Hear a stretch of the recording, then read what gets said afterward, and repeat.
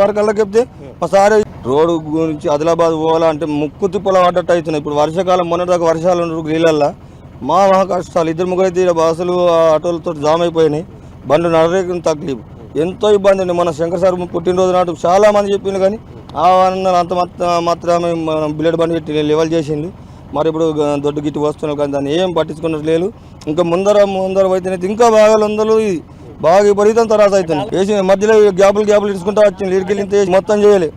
ఇడికెళ్ళింత వేసి ఇడికెళ్ళింత వేసుకుంటా అవుతున్నాడు. కాంట్రాక్టర్ అయితే పోనీ లేపుతలేడు. మేము 3 సార్లు వేసినాం. మళ్ళీ వరకల్లా చెప్తే మా సార్ ఇది చేస్తలేడు. మా సార్ గుర్తు మా అమ్మట్లో ఏమంటున్నాం అంటే 2 సార్లు ఇంకా ఆపేసినాం.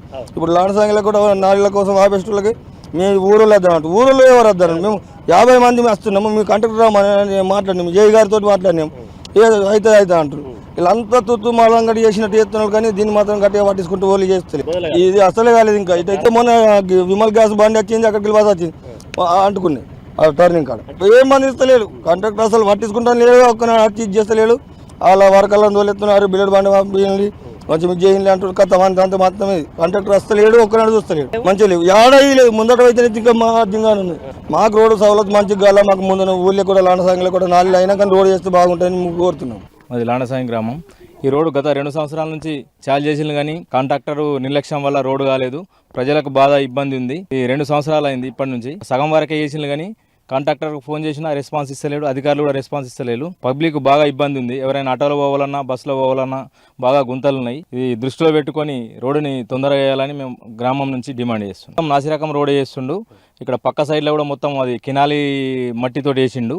బండలు వేసిండు. కినాలి బండలు అది ఎప్పటికైనా చూడొచ్చు మీరు కూడా. అది నాసిరకంతో ఉన్నది కాబట్టి రోడ్డు కూడా తొందరనే పోతుందని మేము అనుకుంటున్నాం. బాగా చాలా పలువు కూడా తేలింది రోడ్డు. మధ్యలో రోడ్డు కూడా ఆడాడ వేసిండు. విలేజ్లలో ఆపేసిండు. మా ఊళ్ళో కూడా విలేజ్లో కూడా ఆపిండు. అక్కడక్కడ బాగా సగం రోడే బాగుంది, సగం ఖరాబ్ ఉంది. నాసిరకం వేసిండు మొత్తానికి. రాత్రి పూట చేసుకోవచ్చు, బాగా ఛాన్స్ ఉండే వాళ్ళు నిర్లక్ష్యం చేసిండు. 2 సంవత్సరాలు అయింది. ఇప్పుడు ట్రాఫిక్ పెరిగింది. ట్రాఫిక్ పెరిగినప్పుడు కూడా బాగా సార్లు మేము గుత్తేదారులకు కాల్ చేసినాం, ఆఫీసర్లకు కూడా చేసినాం, ఎవరు పట్టించుకోలేదు. తిరుమల కన్స్ట్రక్షన్స్ వారు మరి ఆదిలాబాద్ సిసిఐ నుండి నిరాల వరకు చేపట్టినటువంటి రోడ్డు నిర్మాణానికి ఏదైతే కెనాల్కు ఉన్నటువంటి మెటీరియల్ని తీసుకొచ్చి దాన్ని వాడడం, అదేవిధంగా దాన్ని రీసైక్లింగ్ చేస్తూ ఆ మెటీరియల్ని ఈ రోడ్డుకు వాడడం, మరి రోడ్డు ఈరోజు నాసి రకంగా తయారు కావడం, మరి ఎప్పుడైతే తరుణం బ్రిడ్జ్ రాకపోకలు కొనసాగింపు బంద్ జరిగిన తర్వాత ఇప్పటికి కూడా మరి ఈ రోడ్డు నిర్మాణం జరిగినప్పటికీ ఈ రోడ్డు మీద నుంచి ఇప్పటికి కూడా వేరే వెహికల్లకు అనుమతి ఇవ్వకపోవడం ఎంతవరకు కరెక్ట్ అని నేను అడుగుతా ఉన్నాను అధికారులని. ఎందుకంటే ఈ రోడ్డు మొత్తం నాసి రకంగా తయారై ఆనాడు ప్రభుత్వంలో ఉన్నటువంటి నాయకులు అందుకు ఈ రోడ్డుపై తక్షణమే విజిలెన్స్ ఎన్ఫోర్స్మెంట్ కమిటీకి మరి మేము కాంగ్రెస్ పార్టీ పక్షాన తప్పకుండా ఫిర్యాదు చేయడం జరుగుతుంది.